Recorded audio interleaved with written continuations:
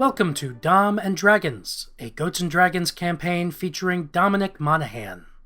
Please be warned, this podcast contains adult situations and language that may not be suitable for children. In fact, we try our best to be unsuitable for people of all ages. You're welcome.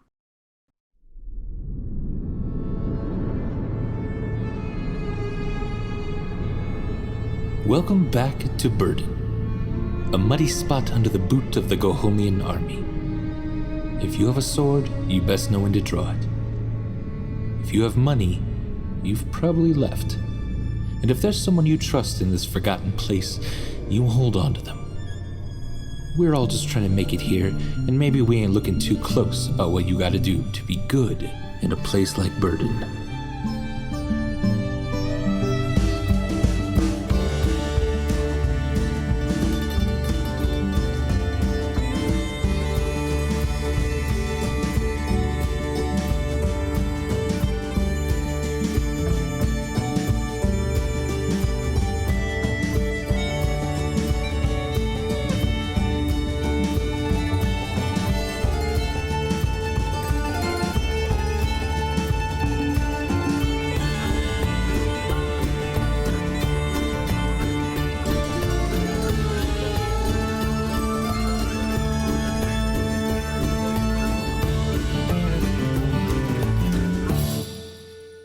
All right, so group.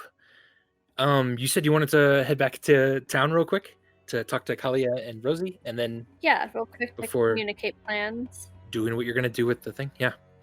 All right. So Cryon and Elif get on one griffin. Connie, you get on one griffin, but this is the first time you're riding a griffin, so I need you to make a animal handling check. Oh, man. This could be fun, right? Let's see here. Totally. Floating somewhere above you, McKay. Oh, boom. Nice. All right. 19 animal handling check. 19. 19. Very good. Yeah, you've been around beasts like this before. You're pretty good at this. Griffins in the area, especially. Vern taught you to ride one a long time ago, so this is like riding a bicycle. Oh. So the four of you take off again for the moment, and head back to kind of the town square, where you see Rosie now armed with her trusty crossbow. And Kalia as well, still in the square, kind of talking, giving orders, trying to figure out what to do. And when they see all of you fly down again, with Connie this time, they're all kind of, you can tell they just take a sigh of relief. And Kalia comes up to you, Mikek, and says, what can I do? How can we help? It'd be good if you could look into a microdosing situation for the C-17 compound. Oh, okay. No, that's not. I just scared my cat a lot with my armor force. I don't know, I scared him a lot, but he just ran away. That's really sad. Anyway, that's not the important thing right now. Like, that's important. This is also like we're coming to tell them to release the elves. The elves, elk. The elk. When we create a distraction, we need to release the elk. Okay? Oh, yeah. A few of us were gonna, maybe lay an ambush or something, but we can make sure that we free the elk. Sure. That's a great idea. That too. And Elif comes over with her I'm sorry, Rosie. Rosie comes over with her crossbow, and kind of like levels it at you for a second, Connie, and just is like, okay. And then she does that 2-finger eye thing that Elif had done to her. I deserve that. And she tugs on you. You're still on the griffin, I assume. Elif. She kind of tugs on your pant leg, and is just like, "All right, girl, you good?" Yep. We made up. We're friends again. We're friends. He was going to kind of similar stuff to what I've gone through with you. Like with his, except his person is dead and not just gone for 7 years and then came back with no real explanation. So not really telling, not really explaining why they just disappeared for so long. Then that was the only person that I cared about who cared about me, and then they just disappeared for 7 years. But his person died, not disappeared for 7 years. So we're talking about him right now, not me. We're talking about, but he was going through the same stuff, right? So he was hurt and bad. Aleph, it's okay. I promise, we'll catch up even more when you get back, okay? Okay, I might die. Please don't. I'm not planning on it, but it might happen. It could happen. Like you said, there were giants. Giants are really bad. Well, then she kind of comes over and then she takes your hand and she just squeezes it real hard, and then she puts it back on the griffin. And then immediately she starts rounding up a few more people and ushering them off to the side. Kalia then comes over to you, Cryon, on the back of Elif's griffin as well. And she says, it's very important that you do something about the mountain. But no matter what happens, please come back. Me? Yes. Oh, that's so sweet. Yeah, I'll come back. We'll all come back. Don't worry about that.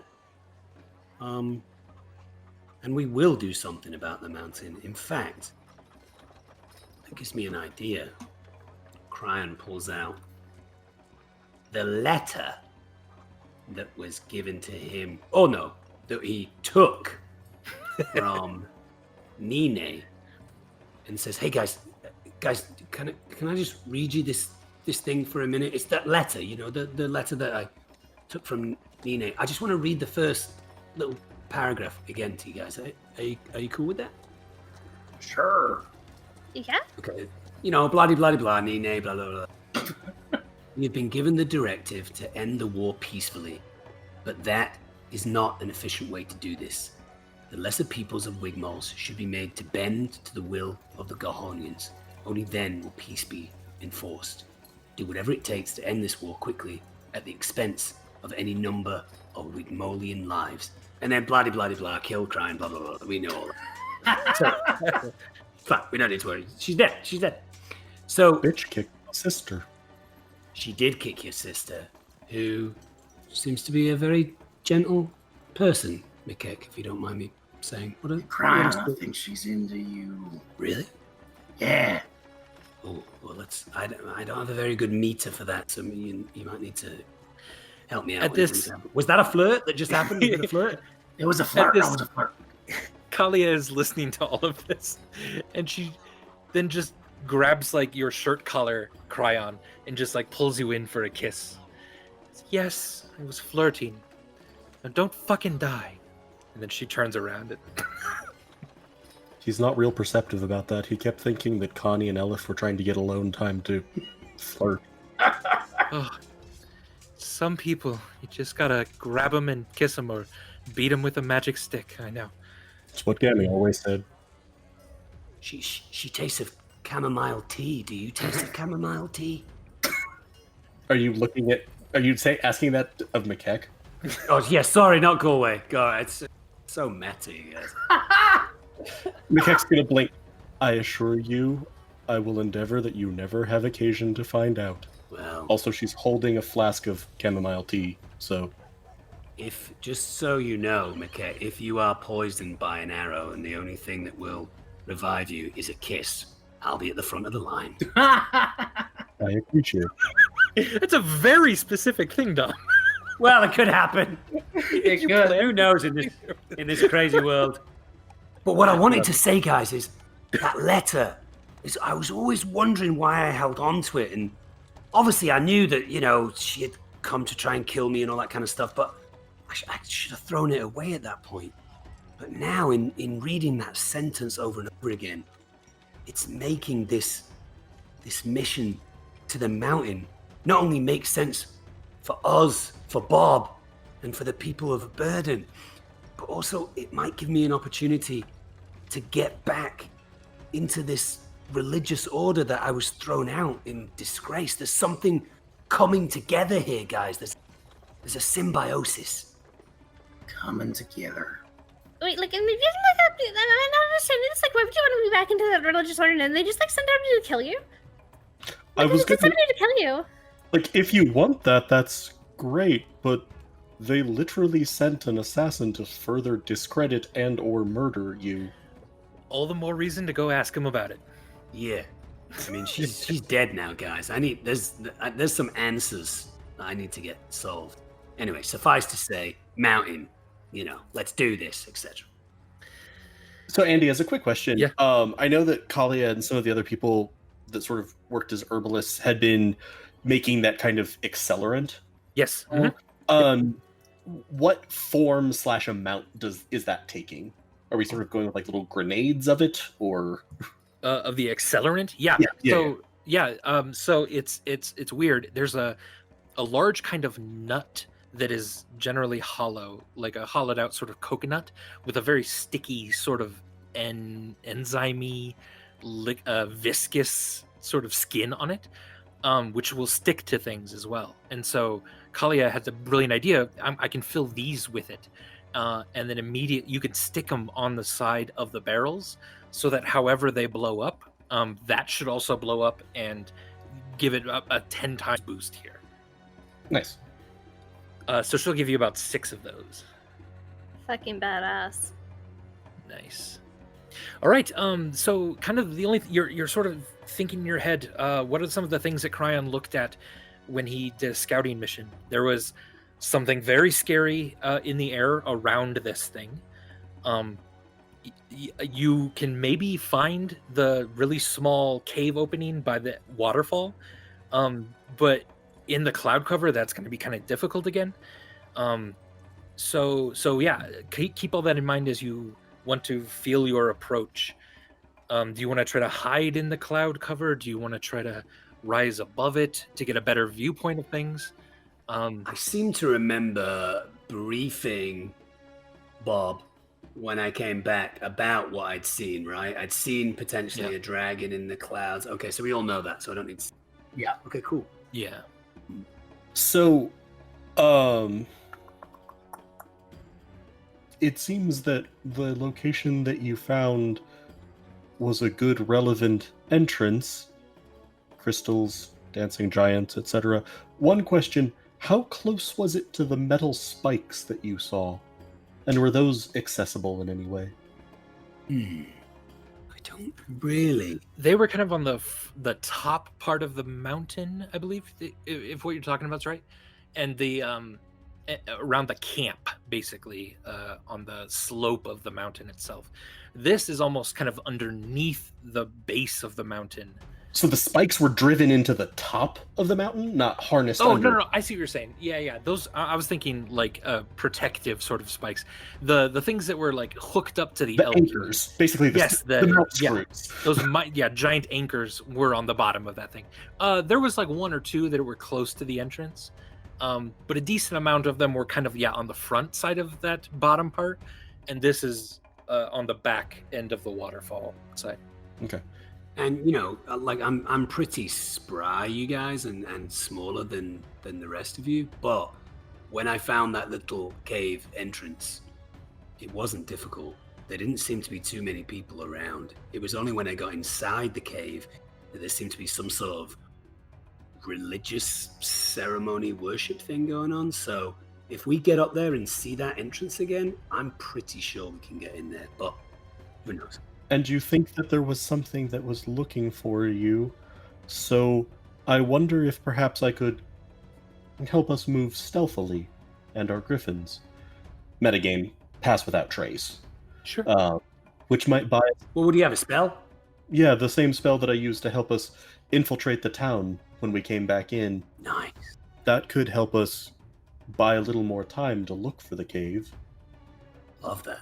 And if Cryon had a general sense of like it was at the back, it might be possible to sort of swoop around and at least be starting from we're on the exact opposite side of where we should be. Right. Yeah. I can also cast invisibility on 2 of us. although that does take up one of my spell slots, and I can't, like, the griffins don't count as part of us, so they would just look like they were floating. I don't know if we should do that or not. I mean, they are floating. They would just look like they would still be noticeable. You could hide like Connie and his griffin, technically, if you wanted to hide one of you entirely. But that also, it's a spell slot. We might wait until we're actually infiltrating with that one. That could be helpful for That makes sense. Dom or someone else then. Not Dom. Jihad, all of us have done it. Yeah. I haven't. I just don't call anybody by names, characters, or people. That's helpful. Yeah. Love that. Love that. From what we've seen, though, like there's what we're calling Siege Santa. Yeah. Where's that person? Is that person always kind of on the outside of the mountain or something? Cryon didn't see him in his last recon mission. But we all saw him. We all saw that particular. It was like a giant when we first saw the mountain, right? Yeah. And where was he on the mountain, and what was he doing? Just on the front face slope of the mountain, where the kind of main encampment is. And from what Cryon saw and reported to us, would we think that that Siege Santa is basically the same size as the figures that he saw doing the ritual inside the mountain? No, he would be a bit taller. So he's like big, and then yeah. While those things were 30 to 40, this guy's more 50 to 60. Yeah. Okay. Well, guys, we might have more planning talks to have as we progress forward, but for now, while we can, I say, pause in! I don't have paws. I have hands. I have a hand. Can I put my hand in? Pause, hands, /hands. Interchangeable. One of the griffins puts its giant claws on you guys as well. Yeah, all right. Where's Kitty? Kitty, you around? Kitty puts a wing on. All right. Like some of someone else's in the party's like silver spills out. Yeah. All right, on the count of 3. Cryon puts his hand in a bunch of Skittles for him. By the way, before we do this, I just want to clarify for canon purposes, I only cry Skittles when I'm in a very particular emotional state, which I no longer am in and probably will never be in again. Yeah, copy that. But it's about love and love and grief. When I'm feeling both of those things, at the same time, I cry Skittles. All right, okay. Count of 3. 1, 2. We all know what we're gonna say, right? Bob? Saying what we are. Bob? Yeah, that's it. 1, 2, 3. Bob! Oh, Awesome. All right. With that, each of you light into the air, and you take off toward the mountain itself. So, for the most part, it sounds like you guys wanted to kind of stay in the cloud cover, and try to circle around to where you think kind of the back end of the mountain would be. As you circle into the mountain itself toward this area, Mekek, give me a Arcana check. 6. 6. Cool. Very cool. Yeah, you're pretty sure everything's running right. While the Pass Without Trace is mostly meant for land, you kind of think. Oh shit. Tom did a crit hit Arcana check. Yeah, that's amazing. So while you think, the Pass Without Trace is a little bit more meant for land because it's covering tracks and stuff, you feel really good that it's still covering you in air, especially in the clouds. There's shadow here. It's dim light. You feel really well hidden. Cryon, as you pass a certain point heading to the mountain, you feel like a weird, almost sort of a very slight static kind of numbness wash over you. And it takes you a second, but you were trained very specifically to look for signs of magic triggering in your monastery. And one of those signs of, with a 20, one of those signs of specifically an alarm spell, you feel like just triggered. And that's wild because you are still many meters out from this mountain. That is one hell of a spell that was cast. So we've essentially tripped an alert to the people. You feel there might be an alarm triggered, and the way alarms work as a spell form is they either make a very, very loud noise right where it happens, or something audible where the magic user is, or just inside the magic user's head. But somewhere someone is acknowledging your presence, it seems like. Now, you don't exactly know what that means. And you do feel very well hidden with McKeck's spell still. Oh, so I'm not able to pick up whether it's a good or a bad acknowledgement of our presence. Probably not. You would assume it's someone on the mountain. Okay. Who doesn't want people coming near it. How close are the party? Are we in a nice tight formation enough for me to shout out to those guys? Or I would say, yeah, you could shout out. Okay, I'm going to tell them. Guys, I think we've been rumbled. Everyone know the term rumbled? No, what does that mean, Crown? It means like we may have been seen. Someone may be on. Your head on a. Everyone know the. Keep your head on a swivel. Keep our head on a swivel? What does that mean? It means look out for stuff. Be careful. Be mindful. Something may be on its way over type thing. McKeck is going to use his, turtle neck to basically just be swinging his head fully from side to side. Nice. Like this. That's perfect, McKeck. Let us know if you see anything. All right, and then everyone give me a stealth check. And add 10 to your roll because of McKeck's spell. 24. 24. How do I add 10? You could just mentally add 10. Oh, it's like 34 for Connie, 22 for Elif, 33 for Ryan. Yeah, that's you feeling incredibly hidden in here. But so whoever's kind of leading the party now, whoever's kind of in the front, maybe two of you make perception checks trying to find this waterfall and stuff. Whoever wants to do that. Crown, maybe since you were leading, kind of have been here before. Maybe you're okay. Perception check, you said? Yeah, and then whoever else wants to. I might join in on that since we were so stealthy. Okay. Maybe we went up ahead super stealthy. And I'm probably more keeping watch. I'm keeping my head on a swivel, as requested. All right, a 13 for Cryon and an 18 for Connie. Yeah, all right. Cryon, you see what you think is the waterfall, but you can't see a cave opening. And so you're trying to kind of tap Elif and fly a little bit further out and swing around. Connie, you kind of motion over because you do see piercing through the fog, through the heavy clouds here. You do see kind of a cave opening in front of you. Crown, is that what you were talking about? I think that's it right there. Yeah, guys, that seems like it's it. Do you think it makes sense for me to just go over and check? Should we have one person just go and I can report back? What do you think?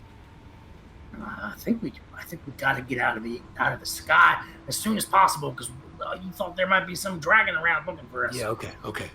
Let's land somewhere safe. McKeck, the winds around you start to kind of whip and pulse, and it takes a second for you to keep your bearings on the broom. For a very split second, you almost thought you saw kind of a face in the cloud right next to you that just then dissipated. Huh. Give me a nature check. 9. 9. It's that scares you. Nothing that you know of should be able to sort of manipulate the wind and be a face in a cloud. That doesn't make sense.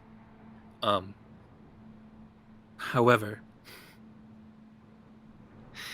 I I do need you to make a strength saving throw, Makek. Oh,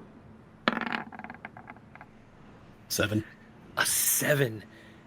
Makek, you are flying right next to Connie and then Elif and Cryon.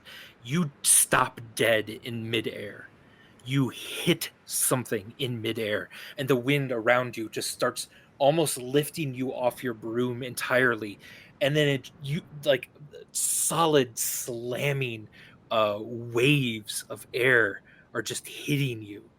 As a quick question, Yes. given that I've allowed Kitty to literally keep till for like Tumbledown's Pharaoh Crowns, Sure. is Kitty at this point serving as a familiar to me? No. It's Kitty's still a pet, in that you can't look through their eyes. They do seem to be reacting to what you ask them to do. Okay. Well, it's also that pseudo-dragon familiars in particular grant magic resistance. Right. Yeah, it wouldn't quite be that. Yeah. Okay. Good question, though. Very good question. Okay. Okay. So, please take 18 damage. ow. As you are just flung all around this thing, and give me a dexterity saving throw to hold on to the broom. We all see this happening. Yeah, absolutely. Haha. This is gonna go well. Oh, it did. 16. Very good. Yes, very good. Yeah, you're able to it flings you off the broom for a second, but you're able to grab on real quick and then pull yourself up onto that again. For the moment, the wind around you seems to have subsided, as if you ran into something and then it moved away from you a little bit, which now makes you even more scared that there's something sentient in the air around you. Pretty sure the air's alive, guys. Pretty sure the air's alive. And does not like us. Yeah, we gotta get out of the air. We gotta land as soon as possible. So at this, why don't we all go ahead and roll initiative? Oh, all right. Well, oh no.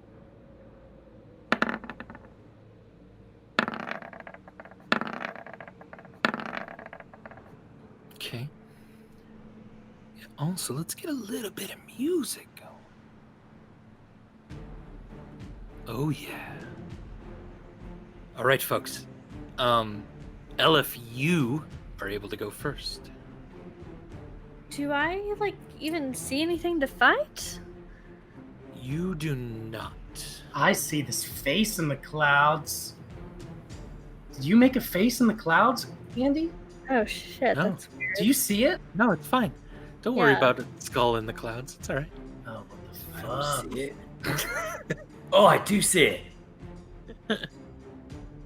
Everything's fine. Nice. Okay, am I the one in charge of the griffin? Yeah. You were on the front, Cryan was on back for now. Okay. And I don't see anything to fight. Griffins have a fly speed of 40, by the way. You can give her a perception check. If you try to do it quick, it'll be a little harder. If you let it be your action, I'll reduce the DC a little bit. I'll do it as my action. Okay. 16.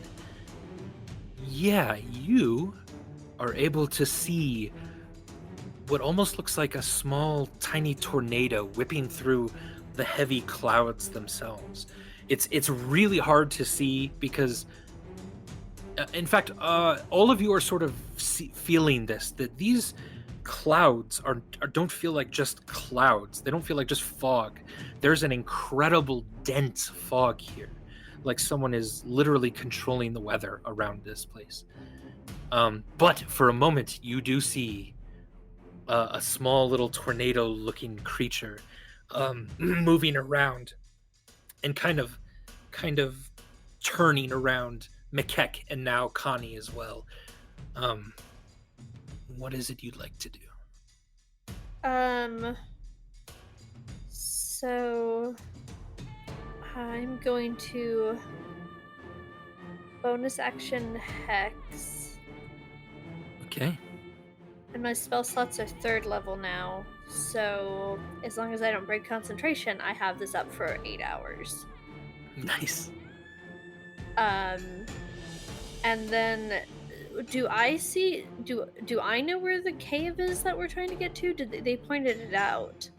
Kinda, yeah. They've pointed it out. Again, the clouds are really dense. You don't actually see it right now, but you could get closer to the mountain, which will be to the right side of the map. Okay. So is moving the griffin my move action, or how does this work? It has its own movement, and you can make it take a dash action. You just don't have any movement right now on the griffin. So can I make it take a dash action using my move action? Yeah, it has its own action, and if basically you get to choose: are you allowing the griffin to do whatever it wants, or are you controlling the griffin? Okay, I'm controlling the griffin. If you're controlling the griffin, it only has the dash action as an action, but it still has movement. Okay, and I can just do that. It doesn't count for one of my actions or anything. Correct. Yeah. Mounts are pretty amazing in 5e. Okay, so I'm trying to move it over then. Right on. Cool. And that's closer to the mountain, right? Yeah. Okay, and that's my turn, I guess, because I don't have an action left to attack with for now. Okay. Given that the thing slammed through me and then I saw Elif casting Hex, do I know where it is? Right. Hex has somatic components. I assume you point at it, so... I'll give you a quick look real quick with advantage, if you want. Okay. Because, yeah, you definitely know it's not far from you, and... I'm narrowing it down, too. I'm not like, and where? Yeah, where she was pointing. Yeah. Okay. How is that 2 crit misses? Wow. An advantage. I don't suppose we've handed out, like, inspiration at any point in, like, the last 3 sessions. Does anyone have inspiration? Wait, I have something. I think Or is that Cryon just for me? I have. You can allow someone else to do it if you want. Yeah. Well, hang on. There's something about my. I think you took a feat. I think that allows halflings to let other people in the party go. Well, I have lucky, but that's just for me. But don't I also have something associated with my ocarina, or am I? Not your ocarina. Let me double check your character sheet. I think I'm pretty sure you have what's called inspiration. Oh, where is that on my character sheet? I just clicked off of it. Actually, it's sorry. It's normally above like your proficiency bonus. It's this little dragon-looking thing. Oh yeah. Inspiration. Yeah. That's inspiration, and if you use it, you can allow Makek to reroll because you can still see Makek. Let's do it. Come on, we're all part. Yeah, you can basically use your inspiration and be like, "He's right over there. He's right over there," and kind of point where she was firing. All right. If you want to. If not, we'll deal with. Okay, Makek, give me one more roll. 23. 23. That's much way better.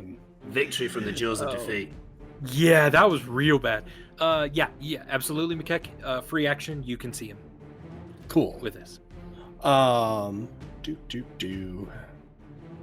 So, given that I now see it, this seems like it is like made out of cloud and air. Yeah. And like whipping air and holding clouds inside itself, etc. Yes.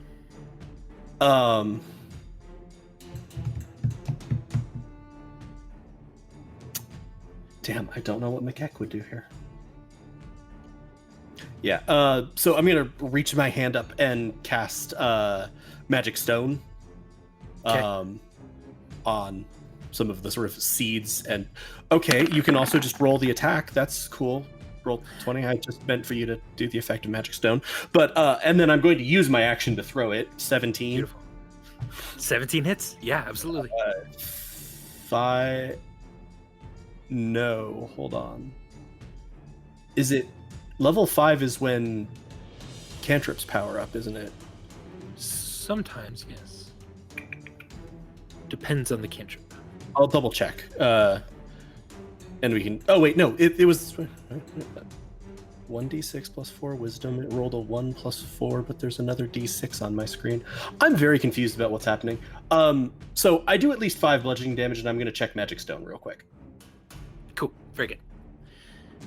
Yeah, and when you see the stone go through what is seemingly cloud and air, you see it go poof and actually disperse some of it as it hits it. You think that was quite effective. Cool. Yeah, that one doesn't scale. Cool. Okay. Cryon.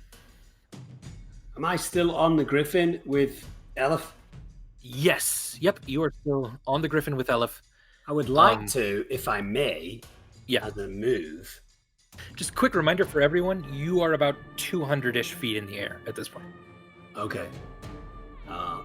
This would probably be a dexterity thing, but I would like to try and get hold of Belinda so that I don't need to be having the griffin in some way dictate where I fly to and what I do. Right, Have we stowed Belinda on? Right now, McKeck is using flying. Belinda. Yeah. Ah, okay. That's why McKeck's not on a griffin. Just trying to separate myself so that my move doesn't necessarily have to also be Elif's move, but I guess that's just how it's going to be, right? Yeah, I mean, you can tell Elif, like, hey, go this way or something like that. Right. Well, let's see what I have at my disposal to... I mean, I have my darts, right? I have this new thing, the Stunning Strike, but does that... That's an opponent's body. We've not really seen a body, right? Kinda, yeah. You bought a bow, right? I forget what type. Oh yeah, I bought a light crossbow with 5 darts, so I could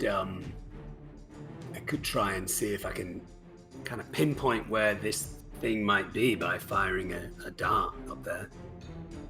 You can also give me a perception check with advantage now, because several people have spotted it, just to see if you can see it specifically.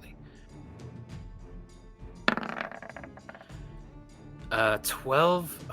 Yeah, I mean, you know it's somewhere around here, but you actually don't see it this far away in such dense cloud at the moment.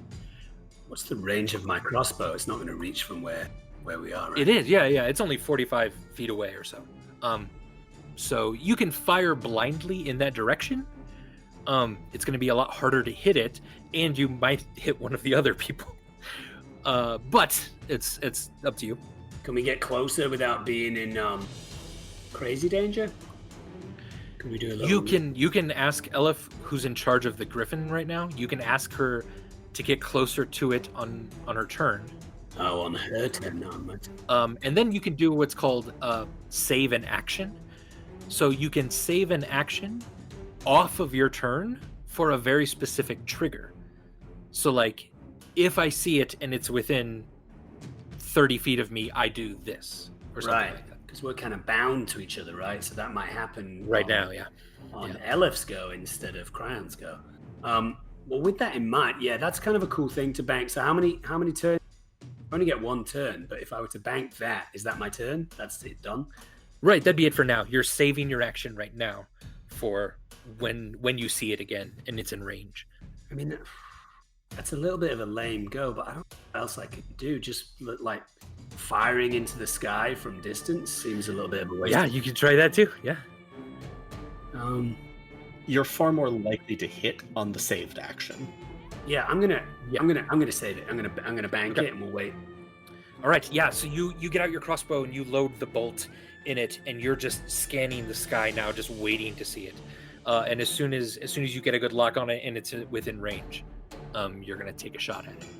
So that means if like someone else hits it and then that kind of lights it up for you, you might do that too. Cool. Connie, your turn. Do I have to roll to see if I see this thing? Yep. With perception with advantage, since a couple of people have seen it. A 20, very nice. Yes, you can now see it right in front of you. Kind of looking, it's like sort of turned its kind of face a little bit, looking back over its shoulder toward Elif. It doesn't seem to like that she's going closer to the mountain. Ah! Oh, I forgot also with Hex that I'm supposed to call a save with disadvantage on, so I'm going to do Dex. Okay. It's not a save, it's an attribute, so it's skill checks. Okay. Oh, that's right, yeah.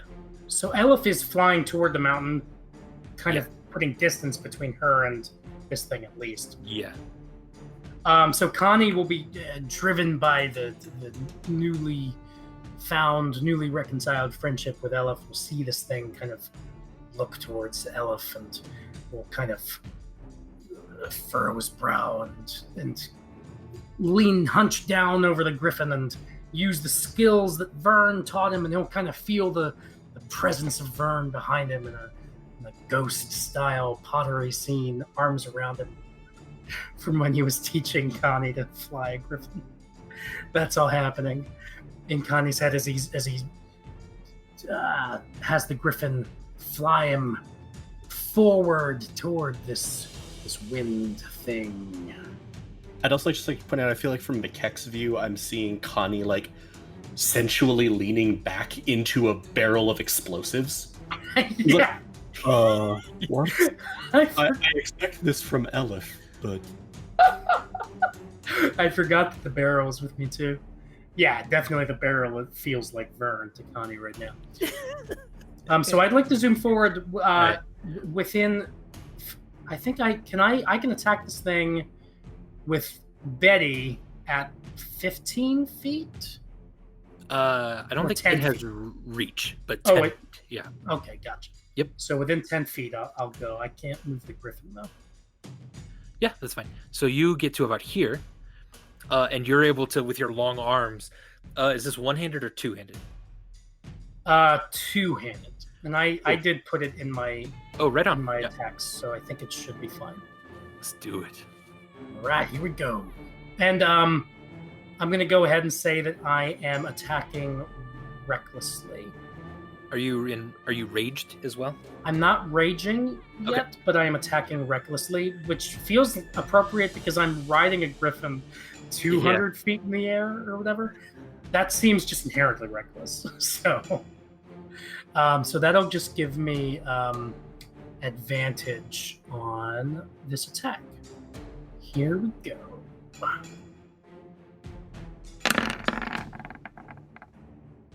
23. 23 absolutely hit. By the way, the +1 magic, does that affect both the damage and the attack roll? Yes, it does. Yeah. Okay, so I put it in right. Okay. So 23 for 13 bludgeoning. All right. Yeah, as you rear back with this two-handed weapon and just smack at it as the griffin just kind of glides right next to it. You feel it connect with air, and that doesn't make any sense, but you feel it connect, and it just sort of sends vibrations through your entire arm. You hit it hard. And again, yeah, you see it kind of disperse a little bit and then reform. Cryon, as you see this connect, you actually can pinpoint exactly where this creature is. So you can now trigger your attack. So go ahead and give me a crossbow attack. Ooh. A 19. Yep, a 19 was the first roll there. And that absolutely hits for 10 more damage. Very nice. Nice. I just get one shot. Yeah. Yeah, just the one on with the holding it off. Yeah. But now you can, all of you can absolutely see this thing. Connie, do you have another attack? I do have an extra attack because I leveled up to level 5. Very nice. So I will kind of envisioning that the griffin is kind of swooping me past it and then around it and coming back around it. I'm like hitting it again with Betty. 26 or 14 bludgeoning. 26 hits for 14. Jesus Christ. You hear it. Science! Did it just say the word science to me? No, maybe. Well, so as I hit it again, I cry out, "Yeehaw! Air's alive, but less alive than before. Let's do this, Bob." All right. And at this, it hisses at all of you, but it is very disturbed that Elif is getting closer to this thing, to it. It's going to immediately rush up into both of you. You can feel the air swirling around you. Elif, it is gonna try to a slam attack on you. Opportunity? Did we get attacks of opportunity? Oh, yeah, you did. Yeah, Connie did, yep. Does a 10 hit, Elif? No. Okay, good, because that was 19 damage. And Connie, go ahead and roll.